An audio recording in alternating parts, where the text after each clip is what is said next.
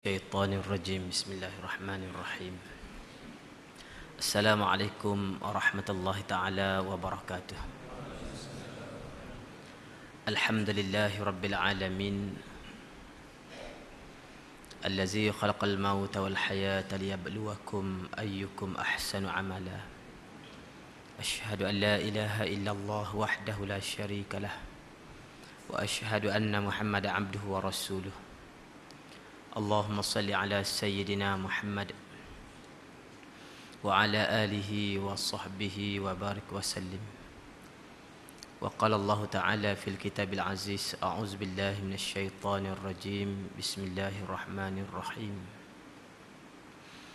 إنا أنزلناه في ليلة القدر وما أدراك ما ليلة القدر ليلة القدر خير من ألف الشهر. Sesungguhnya telah kami turunkan ia, yakni Al-Quran, pada malam Al-Qadar. Tahukah kamu apa dia malam Al-Qadar? Malam Al-Qadar itu ialah suatu malam yang lebih baik daripada 1000 bulan. Sadaqallahul azim. Alhamdulillah. Pertamanya kita manjatkan syukur pada Allah Subhanahu wa taala dengan limpah rahmat dan kesian belas Allah Subhanahu wa taala kita dapat bersama-sama pada malam ini, malam Ramadan yang ke-28. Mana kita berbaki lagi satu malam ataupun 2 malam saja lagi Ramadan akan pergi meninggalkan kita. Ini memang kita berada betul-betul di hujung Ramadan sekarang. Tuan-tuan sekalian, apabila kita berada di hujung Ramadan, kerana dipesan oleh Nabi sallallahu alaihi wasallam supaya kita mencari malam-malam Lailatul Qadar. Malam Lailatul Qadar ni kata Nabi berada pada malam 10 yang terakhir, dan lebih spesifik lagi malam-malam yang ganjil. Walaupun malam ni tidak ganjil, kita tetap juga bersama-sama dengan Allah Subhanahu wa taala mengabdikan diri kepada Allah Subhanahu wa taala.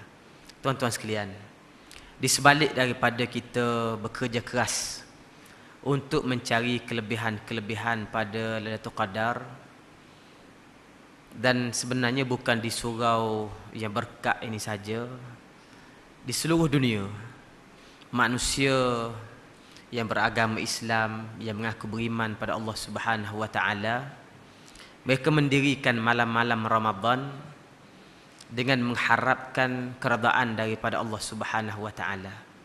Dan perkara ni sebenarnya bukan berlaku sehari 2 hari, begitu lama. Setengah-setengah daripada kita sekarang dah berumur 40 tahun, 50 tahun, 60 tahun. Kalau tengok janggut dah jadi putih tu, kita agak dekat 70 dah gamak ni. Kan? Jadi artinya kita sudah bersama dengan malam-malam Ramadan ini 40 kali, 50 kali, 60 kali, bukan sekali 2 kali. Namun begitu, walaupun kita berterusan beribadat kepada Allah Ta'ala, dan pada malam-malam Ramadan tu dijanjikan pada kita kelebihan-kelebihan, dan yang kelebihan terbaik itu ialah malam Lailatul Qadar. Tetapi kita melihat di mana-mana sahaja di seluruh dunia, umat Islam tidak bangkit menjadi umat yang terbaik sekarang ini. Kita bertemu malam Lailatul Qadar ni tiap-tiap tahun. Kira bertemulah. Kalau tiap-tiap malam beribadat tu, makna kita bertemulah Lailatul Qadar. Tapi pertemuan kita dengan malam Lailatul Qadar itu gagal membaiki umat Islam menjadi umat yang terbaik. Sebagaimana disebut oleh Allah Subhanahu wa taala, kita ni kuntum khaira ummah ukhrijat linnas, sebagai umat yang terbaik yang pernah dilahirkan ke atas muka bumi. Bahkan kita orang Islam menjadi umat yang paling hina atas muka dunia ini, pada pandangan mata kasar kita. Masalah kita dengan Allah tu cerita nombor 2. Tapi kalau tengok secara fizikal, umat Islam ni umat yang paling hina sekali. Dengan ramai jumlah orang Islam. Sekarang ni jumlah orang Islam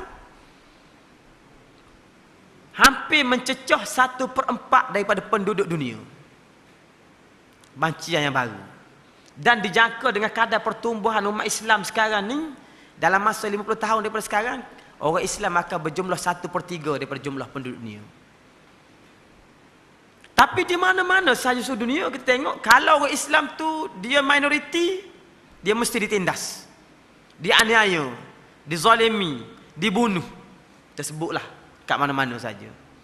Gaza, Palestin, Syria, Bosnia, Chechnya, Kashmir, Arakan, India, Kemboja,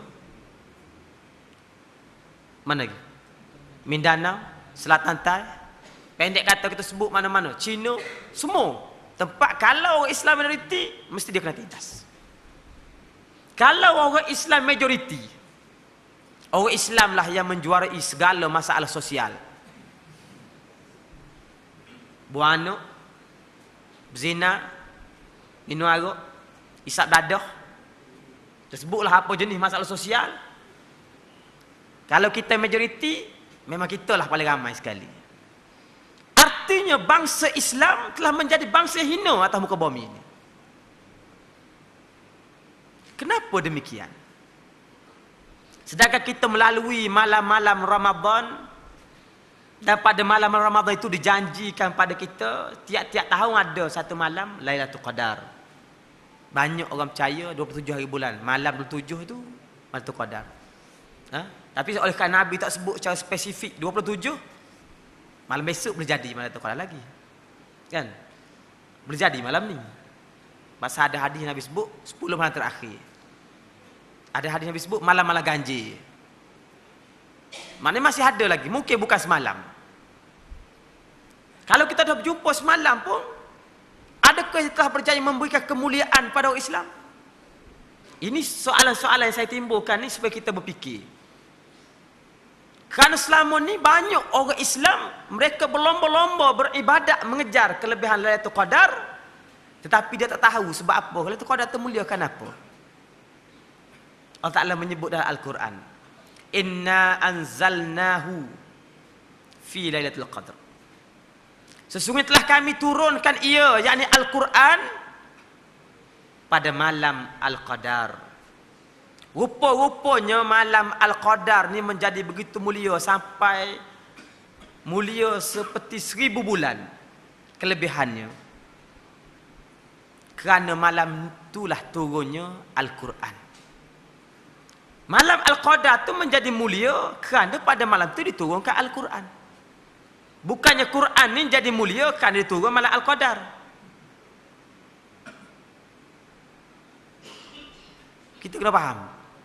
Bukan Al-Quran tu dapat title Al-Karim yang mulia. Kenapa? Kan turun malam Lailatul Qadar, tidak. Tapi Lailatul Qadar tu menjadi mulia kerana turunnya Al-Quran pada malam tu. Hari ini umat Islam berlomba-lomba beribadat, mencari kelebihan Lailatul Qadar, tetapi berlomba-lomba mereka meninggalkan Al-Quran dalam hidup dia. Artinya umat Islam ni berangan saja nak dapat kelebihan daripada malam Al-Qadar. Kalau kita hidup atas dunia tidak berpandukan Al-Quran, kehidupan kita, makan minum kita, kain pakai kita, tidur bangun kita, kerja buat kita, tidak berlandaskan Al-Quran dan Sunnah, tidak berlandaskan wahyu Allah Subhanahu Wa Taala. Kehidupan pribadi kita, kehidupan keluarga kita, kehidupan masyarakat kita, kehidupan negara kita tidak berlandaskan Al-Quran. Kita bergerak dalam bidang ekonomi, dalam bidang politik, dalam bidang sosial, tidak berlandaskan Al-Quran. Bagaimanakah kita nak mendapat kelebihan malam Al-Qadar? Adakah kita dengan mengharapkan Tok Imam, cari Tok Imam Hafiz duduk kat depan, dia baca satu juzuk satu malam, kita duduk belakang dah tua-tua bergegar kepala tu, Tok Imam terjelek nak berhabis, satu juzuk satu malam, kita pun harap tu lah nak berjumpa dengan Lailatul Qadar. Sedangkan Al-Quran sendiri tidak dijadikan panduan hidup dalam hidup kita ini. Kerana tu ada hadis yang disebut oleh Nabi SAW. tentang kerja-kerja jihad untuk menegakkan perintah-perintah Allah Subhanahu wa taala.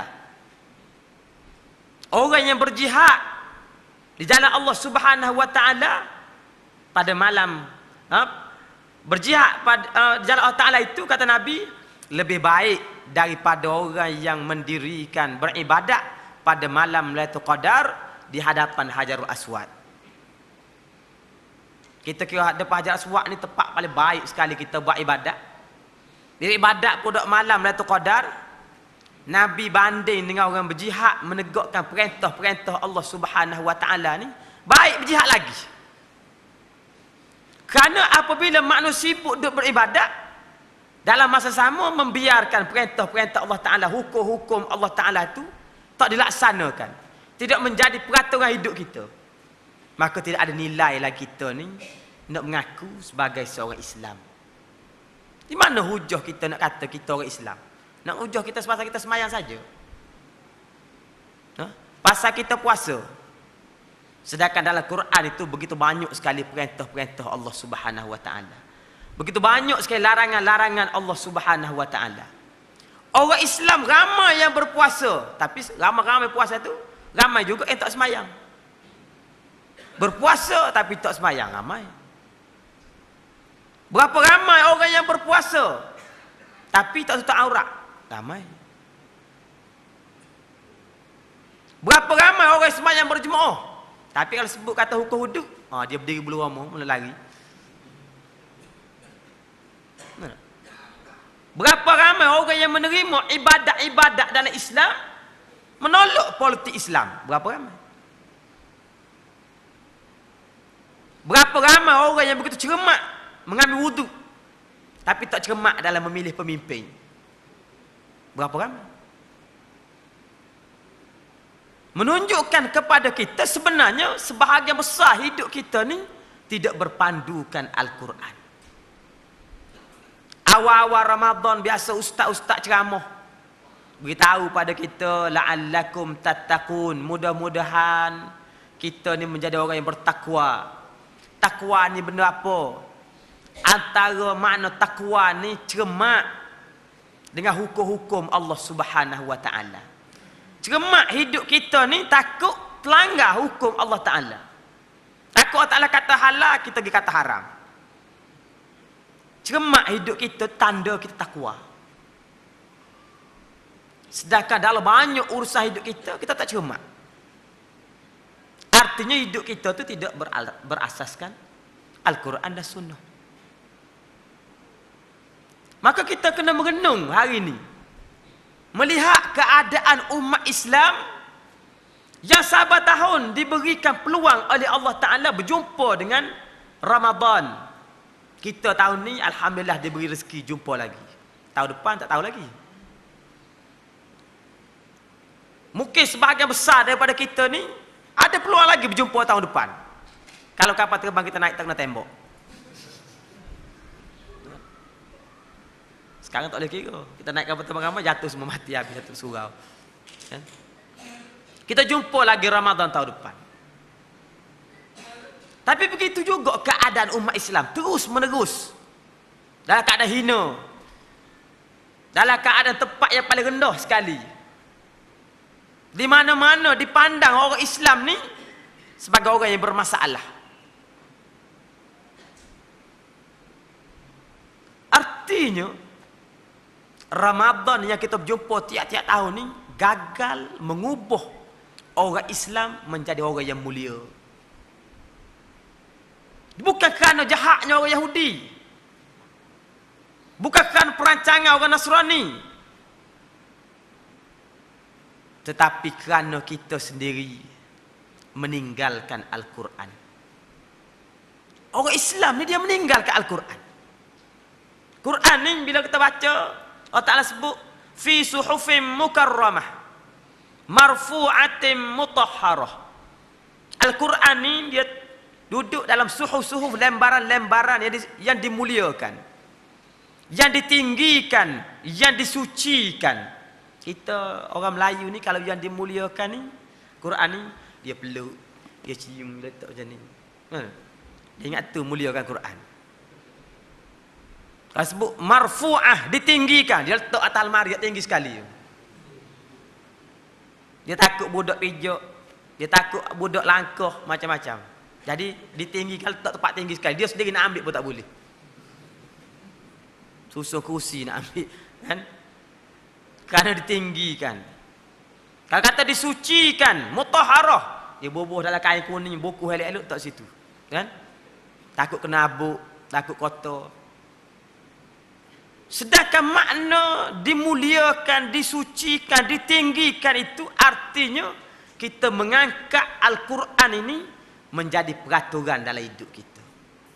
Orang Arab, kalau kat Mesir, Quran kan dia buat lapik duduk kan Ustaz? Dia buat lapik duduk, kita pun sakit hati juga tengok. Kan? Jangan buat macam tu. Tapi orang Melayu ni respect pada Quran ni, respect pada mushaf dia.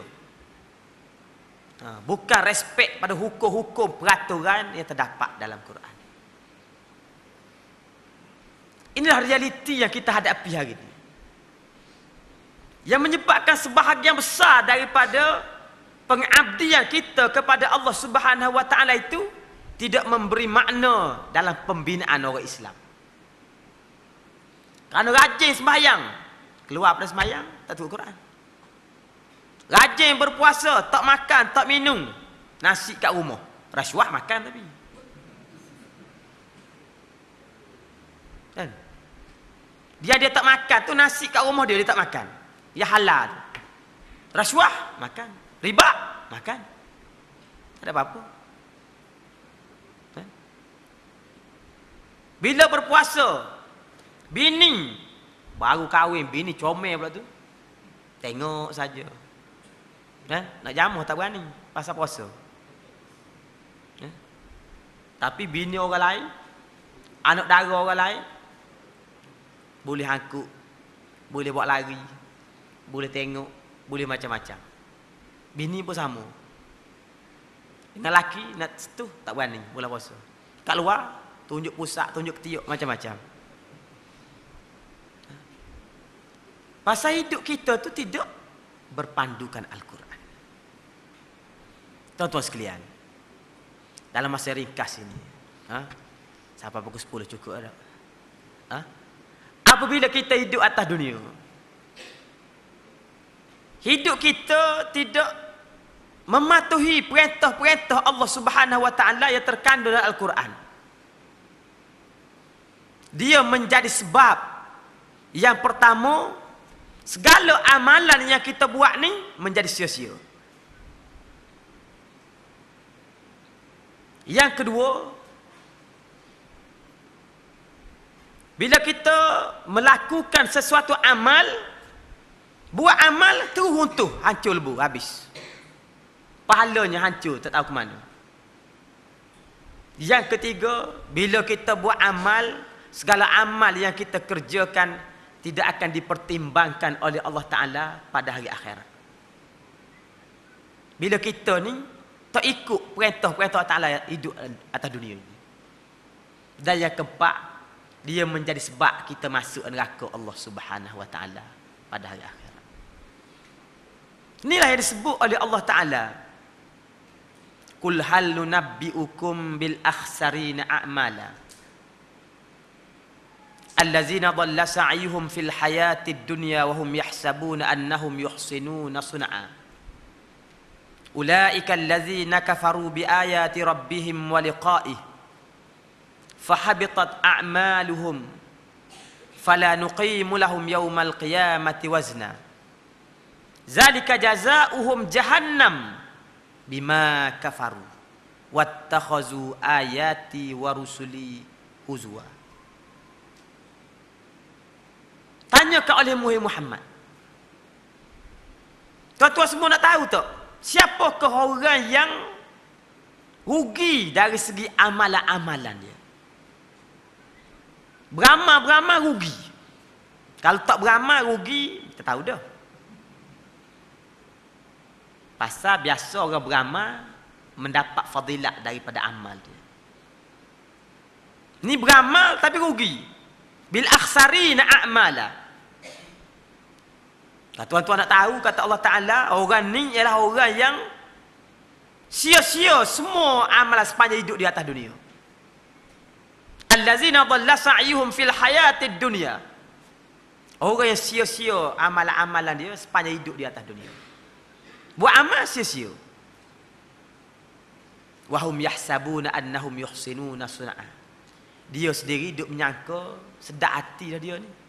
Aku ni banyak dah buat amal. Amal-amal yang baik sepanjang hidup aku. Duk buat sedap hati. Orang ni kata Allah Ta'ala, ulaikal ladzina kafaru bi ayati rabbihim. Orang ni adalah orang yang kufur terhadap ayat-ayat Tuhan mereka. Perintah-perintah, hukum-hukum Allah Ta'ala, peraturan-peraturan Allah Ta'ala, syariat Allah Ta'ala, dia kufur masa hidup atas dunia. Meninggalkan apa yang diperintah dalam Quran itu. Tapi buat ibadah, buat amal, perintah Allah Ta'ala ditinggal.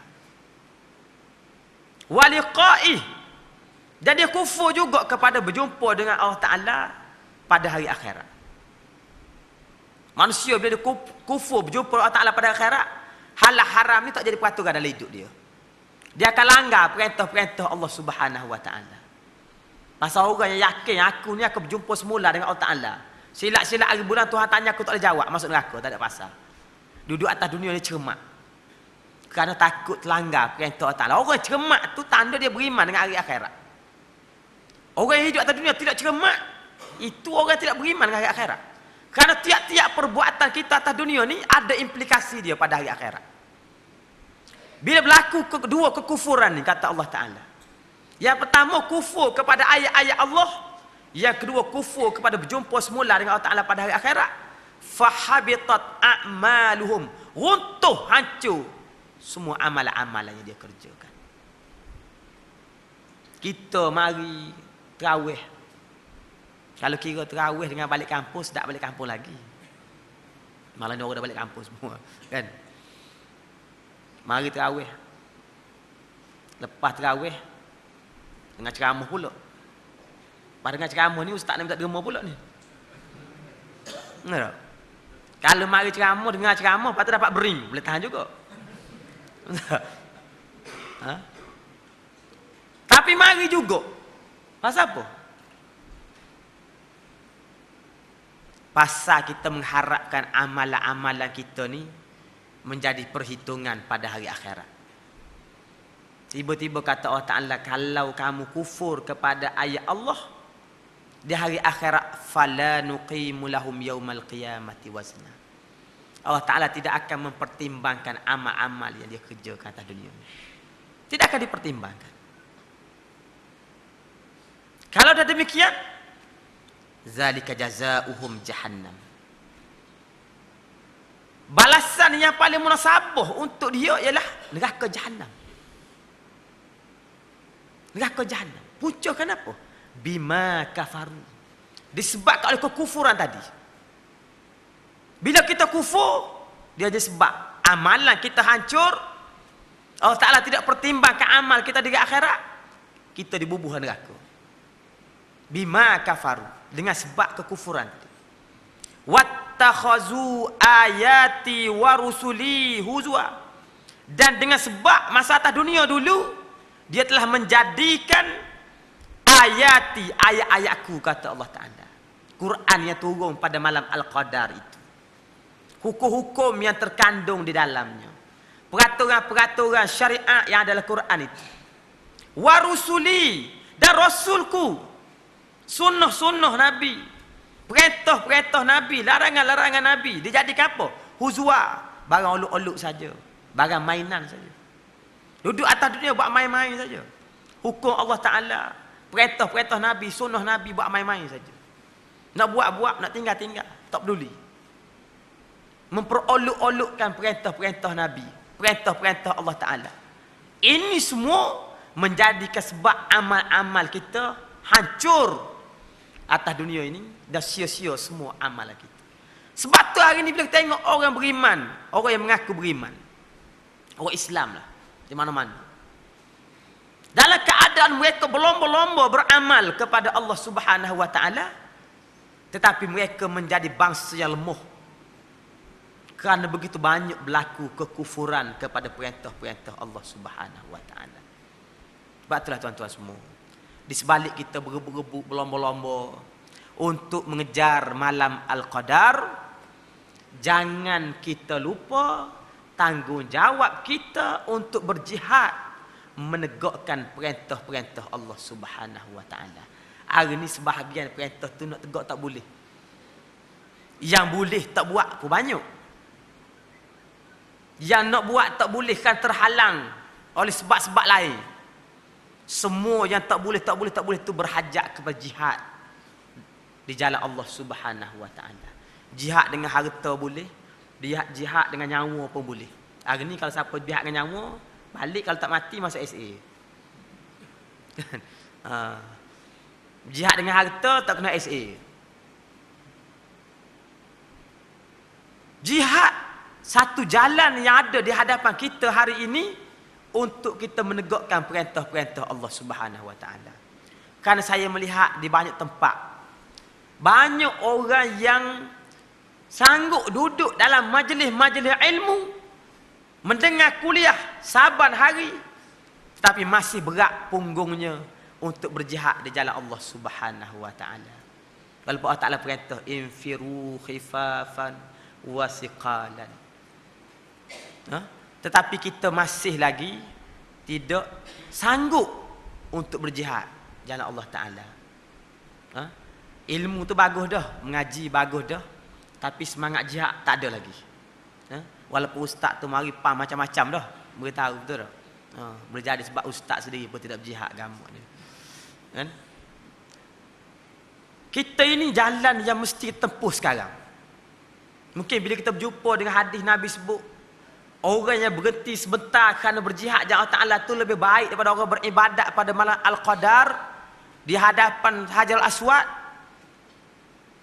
Baru saya perasan, sebenarnya tuntutan untuk kita bekerja keras menegakkan agama Allah Ta'ala ni jauh lebih utama daripada kita beribadat pada malam-malam Ramadan ini.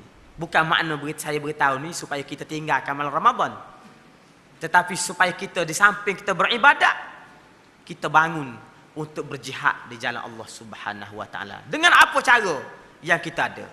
Mudah-mudahan dengan cara seperti itu kita mengharapkan amal yang kita kerjakan sekarang ini diterima oleh Allah Subhanahu wa taala dan boleh mengembalikan kemuliaan orang yang beriman kepada Allah Subhanahu wa taala. Tuan-tuan sekalian, saya ingat saya nak berhenti setakat itulah. Tazkirah kita malam ni ada setengah jam dah tak? Pasal saya diberitahu tazkirah setengah jam saja. Jadi kalau lama-lama takut tuan-tuan tak sempat habis terawih. Jadi akhir sekali tuan-tuan, macam biasa tuan-tuan yang ada kelapangan harta benda dan juga keluasan dan kelebihan Allah Ta'ala beri pada tuan-tuan semua, siapa-siapa yang nak menyumbang pada malam-malam terakhir Ramadan, kan? Orang kata daripada beri sedekah pada budak-budak pagi raya, lebih baik bagi sedekah bulan Ramadan lagi, kan? Untuk kita menyumbang untuk dana anak-anak yatim di sekolah saya. Dan sekarang ni sebahagian bersama tuan-tuan ni saya juga berhajatnya nak menyempurnakan satu projek sekolah juga, tapi di Kemboja. Sekolah ni siap dah sebenarnya. Budak ada 1,000 orang sekarang. 1,000 orang daripada tadika, sekolah rendah, sekolah menengah dan tahfiz. Betul-betul di Kampung Cam. Projek ni bukan saya buat seorang, ramai-ramai lah. Ada kawan-kawan lain yang buat ni. Dan cuma kita bila tengok keadaan sekarang ni duk kutip derma je, rasa tak larat nak bayar gaji cikgu. Jadi kita buat plan tahun ni rancangnya nak beli kebun getah. Getah dah ada 2 hektar, harganya 20,000 USD. Lebih kurang 65,000 gitulah duit kita. Kita harap 2 hektar ni getah dah ada, boleh toreh dah. Bayar je boleh toreh. ada pendapatan yang tetap untuk membiayai sekolah. Pasal dulu dah agak kutip derma, saya kata tak boleh jalan kutip derma. Baik kita kutip derma, kita beli aset yang boleh generate income. Jadi sekarang ni kawan-kawan kat sana yang uruskan sekolah tu dia ada kebun getah apa semua. Cuma tinggal lagi plannya harap lepas Ramadan tahun ni cukuplah duit untuk beli. Jadi tuan-tuan yang boleh ada nak menyumbang ni boleh menyumbang. Siapa-siapa yang ada berhajat untuk menyumbang di luar daripada surau ni untuk projek sekolah kita di Kemboja tu boleh berhubung dengan saya lepas pada ni lah. Sebab kita harap kalau ada 2 hektar tu, ingat kalau kita toreh getah boleh dapat dalam $100 sehari cukup. Pasal orang Kemboja ni cikgu dia gaji $170 sehari sebulan. $70 sebulan, makan nasi sepinggan tu $1 di Kemboja. Saya tak fikir macam mana tahu cikgu-cikgu dia hidup kat sana. Melainkan hidup dengan berkat saja. Kalau tak ada berkat memang tak boleh hidup. Jadi itulah tuan-tuan semua, siapa-siapa yang ada kelebihan dan juga keluasan harta benda yang Tuhan bagi, berhajat nak menyumbang bolehlah menyumbang di belakang nanti. Dan siapa-siapa yang berhajat mungkin nak wakaf ke apa-apa untuk projek ini boleh berhubung dengan saya insya-Allah. Sallallahu alaihi wasallam Muhammad wa ala alihi wa sahbihi wa baraka wa sallam walhamdulillahirabbil alamin. Wassalamualaikum warahmatullahi wabarakatuh.